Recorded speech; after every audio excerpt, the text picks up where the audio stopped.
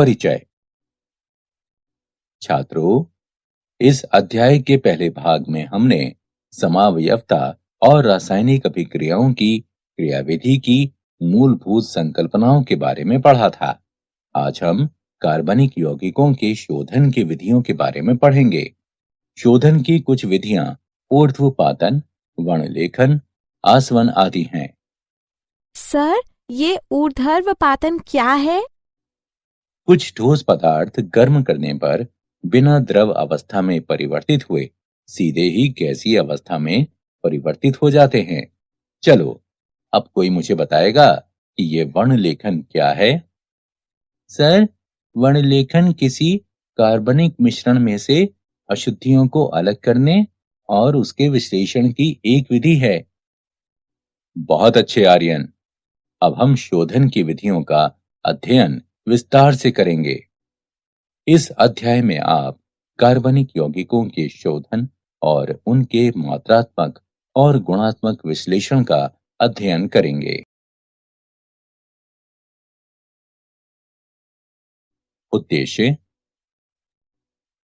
इस पाठ के अंत में आप निम्न करने में सक्षम हो जाएंगे: कार्बनिक यौगिकों के शोधन की विधियों का वर्णन करना, कार्बनिक यौगिकों के गुणात्मक विश्लेषण को समझना, मात्रात्मक विश्लेषण का वर्णन करना। कार्बनिक यौगिकों के शोधन की विधियां। कार्बनिक यौगिकों के शोधन की विभिन्न विधियां निम्नलिखित हैं: ऊर्ध्वपातन यानी सब्लिमेशन, क्रिस्टलन यानी क्रिस्टलाइजेशन, आसवन यानी डिस्टिलेशन, विभेदी निष्कर्षण यानी डिफरेंशियल एक्सट्रैक्शन और वर्णलेखन यानी क्रोमैटोग्राफी। अब हम एक एक कर सभी के बारे में विस्तार से जानेंगे। ऊर्ध्वपातन। कुछ ठोस पदार्थ गर्म करने पर बिना द्रव अवस्था में परिवर्तित हुए सीधे ही गैसीय अवस्था में परिवर्तित हो जाते हैं। इसे ऊर्ध्वपातन कहते हैं। इसका उपयोग ऊर्ध्वपातनीय कार्बनिक यौगिकों को दूसरे अशुद्ध यौगिकों जो ऊर्ध्वपातनीय नहीं हैं, उनसे पृथक करने के लिए किया जाता है। अशुद्ध कार्बनिक यौगिकों को छिद्रित एस्बेस्टास की चादर से ढकी हुई एक प्याली में रखकर गर्म किया जाता है, जिसके ऊपर एक उल्टी फनल यानी कीप रखी जाती है। कीप के स्तंभ में कपास भरा जाता है। गर्म करने पर ठोस यौगिक का वो हिस्सा जो ऊर्ध्वपातित हो जाता है, एस्बेस्टस की चादर के छिद्र से गुजरकर कीप की ठंडी दीवार में संघनित हो जाता है। अशुद्धियां जो ऊर्ध्वपातित नहीं होती हैं, प्याली में ही रह जाती हैं। क्रिस्टलन। ठोस कार्बनिक यौगिकों के शोधन का यह सबसे सामान्य तरीका है। ये विधि जिस उपयुक्त विलायक में ये कार्बनिक यौगिक मिलाए जाते हैं, उसमें इनकी विलेयताओं में निहित अंतर पर आधारित होती है। अशुद्ध पदार्थ पाउडर के रूप में होते हैं। इन्हें किसी विलायक के साथ एक फ्लास्क में गर्म किया जाता है। विलायक की मात्रा केवल गर्म करने पर पदार्थ के घुलने के लिए पर्याप्त होनी चाहिए। अब ये गर्म संतृप्त विलयन गर्म पानी की कीप से छान लिया जाता है। बाहरी कीप में परिचालित किए जाने वाला गर्म पानी विलयन को गर्म रखता है और कीप ही के अंदर क्रिस्टलीकरण नहीं हो पाता। यह गर्म निस्यंद बीकर में ठंडा किया जाता है। बड़े बड़े क्रिस्टल्स प्राप्त होते हैं और इन क्रिस्टलों को निस्यंद में से निस्यंदन के माध्यम से पृथक कर लिया जाता है। आसवन। आसवन द्रवों के शोधन की एक विधि है, जिसके द्वारा द्रव मिश्रण में से उनके विभिन्न घटकों से अलग अलग किया जाता है। एक फ्लास्क में द्रव मिश्रण को गर्म करने पर द्रव में उपस्थित कम क्वथनांक वाले घटकों का वाष्पीकरण शुरू हो जाता है। वाष्प को संघनित्र की सहायता से संघनित करके प्राप्त द्रव को ग्राही में एकत्र कर लिया जाता है। द्रव मिश्रण के वे घटक जिनका क्वथनांक उच्च होता है, बाद में वाष्पित होते हैं और इन द्रवों को अलग एकत्रित किया जा सकता है।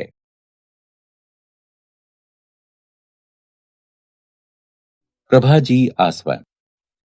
जब दो द्रवों के क्वथनांक एक दूसरे के काफी करीब होते हैं, तब साधारण आसवन काम नहीं करता है। इस दशा में एक प्रभाजी कॉलम का उपयोग किया जाता है, जो एक लंबी नली के रूप में होता है और इसमें ऊपर जाती हुई वाष्प और नीचे आते हुए द्रव के मार्ग में अवरोध प्रदान किया जाता है।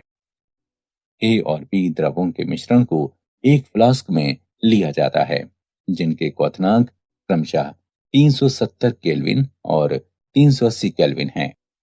फ्लास्क को गर्म करने पर ए की ज्यादा वाष्प प्राप्त होती है और बी की वाष्प कम प्राप्त होती है।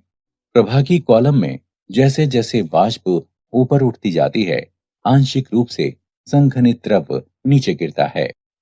बी की वाष्प ए की वाष्प की तुलना में जल्दी संघनित होती है और जो वाष्प ऊपर जाती है उसमें ए की मात्रा ज्यादा होती है। संघनित द्रव नीचे गिरता है और ऊपर उठती वाष्प से टकराकर पुनः ऊष्मा लेकर वाष्पित होता है, जिसमें बी के अणुओं की खपत होती है। प्रभागी कॉलम में यह क्रमिक प्रक्रिया चलती रहती है, जिसके परिणाम स्वरूप कॉलम के शीर्ष पर बचने वाली वाष्प मुख्यतः ए की होती है, जबकि फ्लास्क में बचने वाला द्रव बी का होता है। निम्न दाब पर आसवन। ये विधि उन द्रवों के लिए प्रयुक्त होती है जो अपने क्वथनांक के निकट अपघटित हो जाते हैं। फ्लास्क की मुख्य गर्दन में एक लंबी केशिका नली यानी कैपिलरी लगा दी जाती है और बगल की दूसरी गर्दन में थर्मामीटर लगा दिया जाता है। बगल की ट्यूब संघनित्र से जोड़ दी जाती है, जो दूसरे छोर पर ग्राही से जुड़ी होती है। ग्राही एक पंप से जुड़ी होती है, जो दबाव को कम करता है। कम दबाव के साथ द्रव कम तापमान पर उबलने लगता है, जिससे तापमान अपघटन ताप तक नहीं पहुंच पाता है। उदाहरण, ग्लिसरॉल अपने क्वथनांक 563 केल्विन पर अपघटन के साथ उबलता है, पर यदि दबाव 12 मिलीमीटर तक कम कर दिया जाए तो ये 453 केल्विन पर बिना अपघटन के उबलने लगता है। भाप आसवन। इस विधि का प्रयोग उन पदार्थों के शोधन के लिए किया जाता है जो भाप में वाष्पशील और पानी में अमिश्रणीय होते हैं। यह विधि इस तथ्य पर आधारित है कि कोई द्रव उस तापमान पर उबलना शुरू करता है जब उसका वाष्प दाब वायुमंडलीय दाब के बराबर हो जाता है और दो अमिश्रणीय द्रवों का वाष्प दाब स्वतंत्र द्रवों के वाष्प दाब के योग के बराबर होता है। अशुद्ध यौगिक में लगातार भाप प्रवाहित की जाती है, जो कि आस्वित करने के लिए आवश्यक है। भाप द्रव को गर्म करती है और जल को भी संघनित करती है। कुछ समय बाद जल और द्रव का मिश्रण उबलना शुरू कर देता है, क्योंकि मिश्रण का वाष्प दाब वायुमंडलीय दाब के बराबर हो जाता है। इस क्षण में तापमान पदार्थ के क्वथनांक या जल के क्वथनांक से कम होता है। द्रवों और पानी के इस मिश्रण को संघनित कर ग्राही में एकत्र कर लिया जाता है, जिसे आसानी से अलग अलग किया जा सकता है। विभेदी निष्कर्षण। जब कार्बनिक यौगिक किसी जलीय विलयन में उपस्थित होता है, तब उस कार्बनिक यौगिक को ऐसे विलायक का उपयोग करके निष्कर्षित किया जाता है जिसमें कार्बनिक यौगिक की विलेयता जल की अपेक्षा अधिक होती है और ये विलायक जल में अमिश्रणीय हो। यदि कार्बनिक यौगिक की उस विलयन में घुलनशीलता कम होती है, तो यौगिक की सूक्ष्म मात्रा का निष्कर्षण करने के लिए विलायक की बड़ी मात्रा की आवश्यकता होती है। ये विधि सतत निष्कर्षण कहलाती है। वर्णलेखन। वर्णलेखन शोधन की एक ऐसी विधि है जिसे किसी मिश्रण के अवयवों को पृथक करने, कार्बनिक पदार्थों की पहचान करने और उनकी शुद्धता की जांच करने के लिए उपयोग में लाया जाता है। वर्णलेखन का वर्गीकरण। अधिशोषण वर्णलेखन। वितरण वर्णलेखन। अधिशोषण वर्णलेखन। अधिशोषण वर्णलेखन विभेदक अधिशोषण के सिद्धांत पर आधारित है, जिसके अनुसार विभिन्न यौगिक भिन्न अंशों में किसी विशिष्ट अधिशोषक जैसे ठोस सिलिका या एल्यूमिना जेल पर अधिशोषित होते हैं।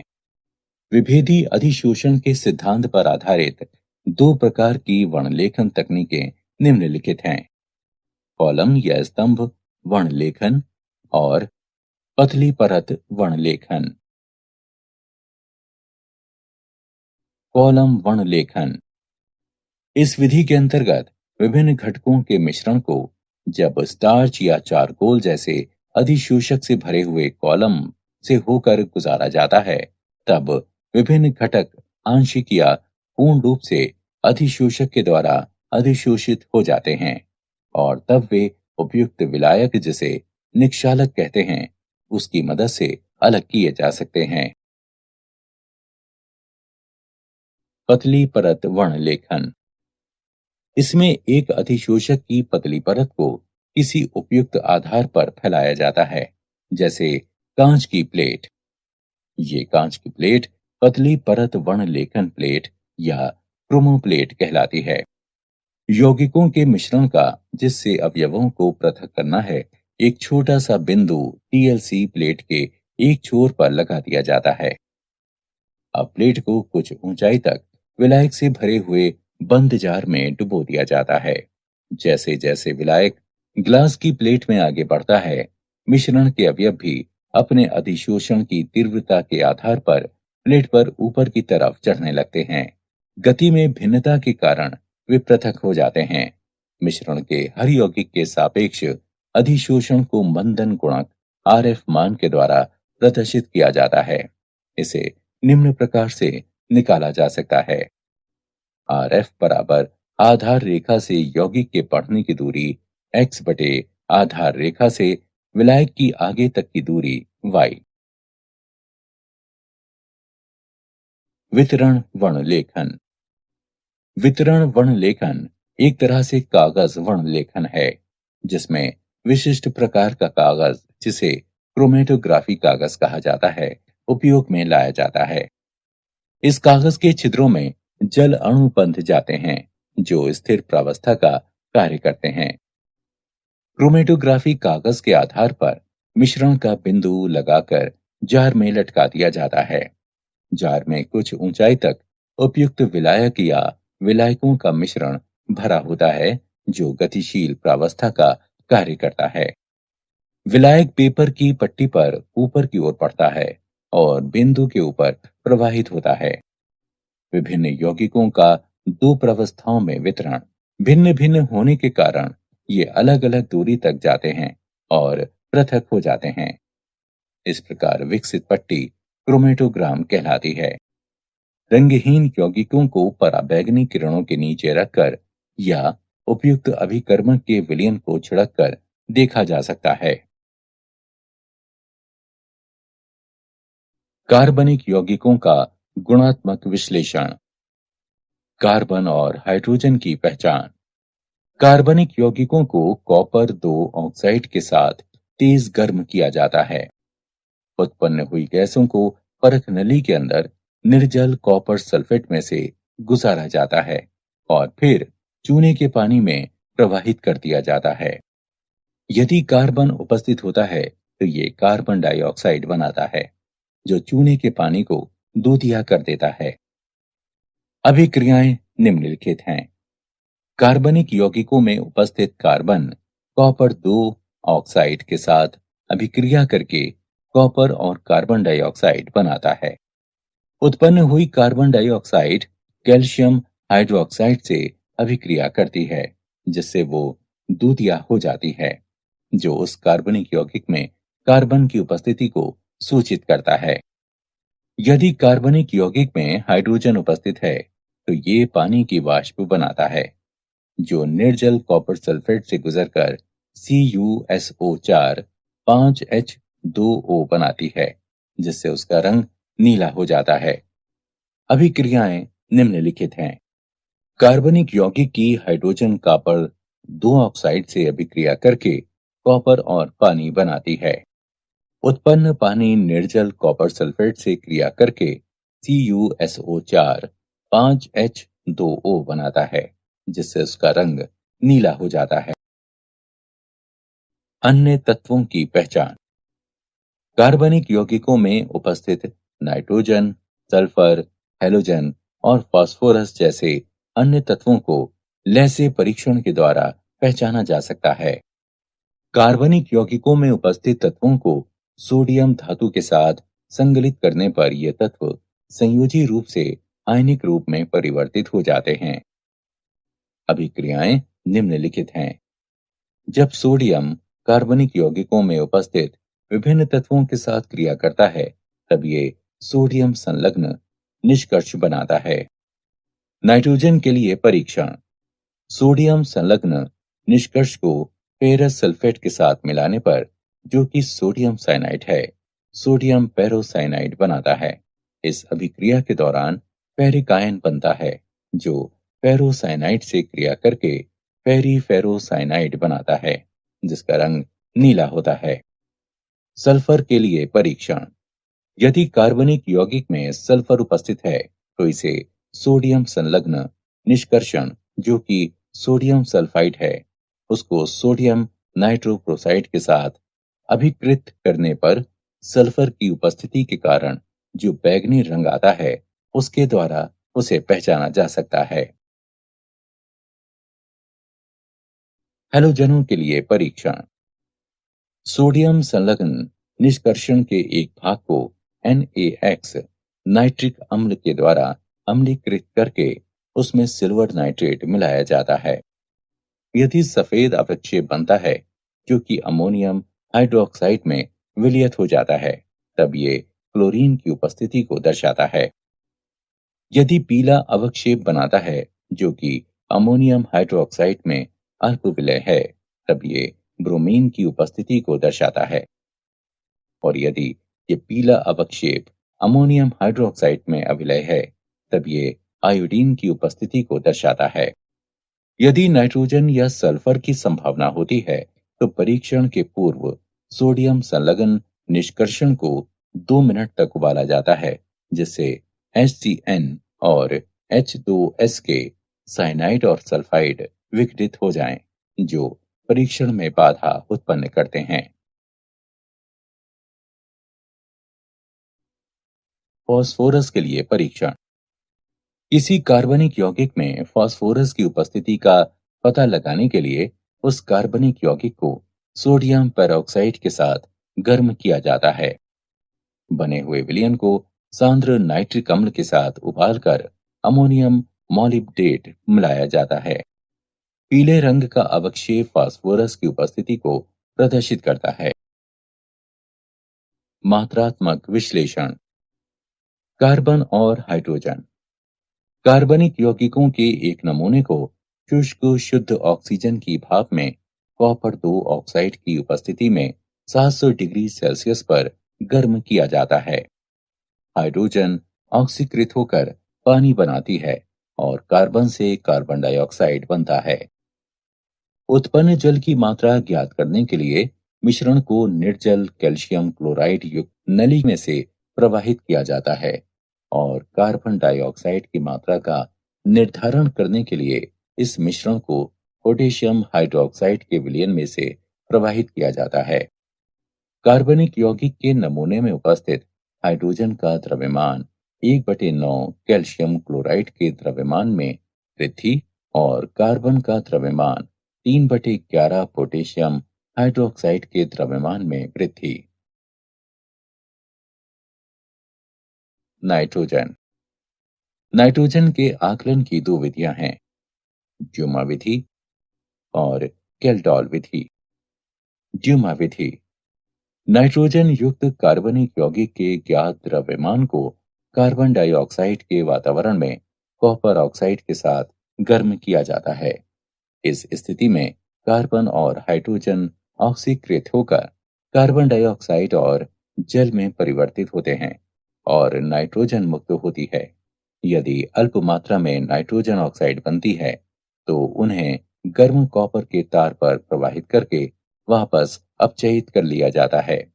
उत्पन्न गैसों के मिश्रण को भट्टी के द्वारा पोटेशियम हाइड्रोक्साइड विलयन में प्रवाहित किया जाता है। पोटेशियम हाइड्रोक्साइड कार्बन डाइऑक्साइड को अवशोषित कर देता है और नाइट्रोजन को नली के ऊपरी भाग से एकत्रित कर लिया जाता है। कार्बनिक यौगिक में नाइट्रोजन का प्रतिशत, जिसका द्रव्यमान m ग्राम है, 28 गुणे V गुणे 100 बटे 22,400 गुणे m, जहां V एसटीपी पर नाइट्रोजन का आयतन है। कैल्डोल विधि। कैल्डोल विधि में नाइट्रोजन का निर्धारण अमोनिया गैस के द्वारा किया जाता है। कार्बनिक यौगिक को सल्फ्यूरिक अम्ल के साथ गर्म किया जाता है।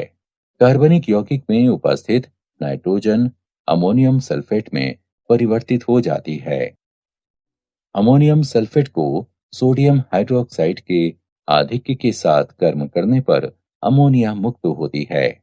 इस उत्पन्न हुई अमोनिया को मानक सल्फ्यूरिक अम्ल के ज्ञात विलयन में अवशोषित कर लिया जाता है। उत्पादित अमोनिया का अनुमान प्रतिक्रिया में इस्तेमाल हुई सल्फ्यूरिक अम्ल की मात्रा से लगाया जा सकता है। अमोनिया के अवशोषण के पश्चात अपशिष्ट सल्फ्यूरिक अम्ल को 4 के मानक विलयन द्वारा अनुमापित कर लिया जाता है। अम्ल की आरंभिक मात्रा और अभिक्रिया के बाद शेष मात्रा के अंतर से अमोनिया के साथ अभिकृत अम्ल की मात्रा ज्ञात होती है। नाइट्रोजन का प्रतिशत 1.4 गुणे m गुणे 2, V और V 1/2 का अंतर बटे कार्बनिक यौगिक का द्रव्यमान। यहाँ V बराबर H2SO4 का आयतन मिलीलीटर में, V1 बराबर NaOH का आयतन मिलीलीटर में, m बराबर H2SO4 की मोलारता। हैलोजन। कैरियस विधि। कार्बनिक यौगिक की निश्चित मात्रा को कांच की एक नली में सधूम नाइट्रिक अम्ल के साथ सिल्वर नाइट्रेट की उपस्थिति में भट्टी में गर्म किया जाता है। इसे कैरियस विधि कहते हैं। बने हुए सिल्वर हैलाइड को अलग करके धोकर सुखाकर तौल लिया जाता है। हैलोजन का प्रतिशत X का परमाणविक द्रव्यमान गुणा M1 गुणा 100 बटे Ag(x) का आणविक द्रव्यमान गुणा m। यहाँ M1 Ag(x) का आणविक द्रव्यमान और m कार्बनिक यौगिक का द्रव्यमान है। सल्फर। कार्बनिक यौगिक की ज्ञात मात्रा को एक नली में सधूम नाइट्रिक अम्ल के साथ गर्म किया जाता है। सल्फर सल्फ्यूरिक अम्ल में परिवर्तित हो जाता है। प्राप्त सल्फ्यूरिक अम्ल को बेरियम क्लोराइड मिलाकर बेरियम सल्फेट के रूप में अवक्षेपित कर लिया जाता है। अवक्षेप को छानकर धोकर सुखाकर तौल लिया जाता है। सल्फर का प्रतिशत 32 गुणा M1 गुणा 100 बटे 233 गुणा m। यहाँ M1 बने हुए बेरियम सल्फेट का द्रव्यमान है और m कार्बनिक यौगिक का द्रव्यमान है। फास्फोरस। फास्फोरस युक्त कार्बनिक यौगिक की ज्ञात मात्रा को सधूम नाइट्रिक अम्ल के साथ गर्म करने पर उसमें उपस्थित फास्फोरस फास्फोरिक अम्ल में ऑक्सीकृत हो जाता है। इसे अमोनिया और अमोनियम मॉलिब्डेट मिलाकर अमोनियम फॉस्फेटो मॉलिब्डेट के रूप में अवक्षेपित किया जाता है। फास्फोरस का प्रतिशत 31 गुणा M1 गुणा 100 बटे 1877 गुणा m। यहाँ M1 अमोनियम फॉस्फेटो मॉलिब्डेट का द्रव्यमान है और m कार्बनिक यौगिक का द्रव्यमान है। ऑक्सीजन। किसी कार्बनिक यौगिकों में ऑक्सीजन का प्रतिशत भिन्नता की विधि से ज्ञात किया जा सकता है। कार्बनिक यौगिक में ऑक्सीजन की प्रतिशतता की गणना उसमें उपस्थित अन्य तत्वों की प्रतिशतताओं के योग को 100 में से घटाकर निकाली जाती है। कार्बनिक यौगिकों की एक निश्चित मात्रा को नाइट्रोजन गैस के प्रवाह में गर्म किया जाता है। उत्पन्न हुई गैसों के मिश्रण को रक्त तप्तकोप पर प्रवाहित करने पर ऑक्सीजन गैस कार्बन मोनोऑक्साइड में परिवर्तित हो जाती है। अब इस गैसीय मिश्रण को आयोडीन पेंटऑक्साइड मिलाने पर carbon monoxide gas carbon dioxide में ऑक्सीकृत हो जाती है। अभिक्रियाओं के अनुसार ऑक्सीजन का प्रतिशत निम्न प्रकार से प्राप्त किया जा सकता है: 16 गुणा कार्बन डाइऑक्साइड का द्रव्यमान बटे 44 गुणा कार्बनिक यौगिक गुणा 100। क्या आप जानते हैं कार्बन सभी सजीवों में पाया जाता है? कार्बन एक अधातु है। ये अपने आप के साथ और कई अन्य रासायनिक तत्वों के साथ आबंध बना सकता है और लगभग 10 लाख यौगिकों का गठन कर सकता है। सारांश। आइए हमने जो कुछ सीखा है उसे संक्षेप में दोहराएं।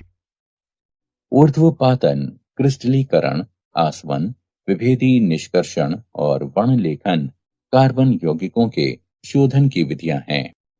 कार्बनिक यौगिक को कॉपर 2 ऑक्साइड के साथ तेज गर्म करके उसमें कार्बन और हाइड्रोजन की उपस्थिति का पता लगाया जा सकता है। नाइट्रोजन, सल्फर और हैलोजन को सोडियम संगलन निष्कर्ष के द्वारा पहचाना जा सकता है।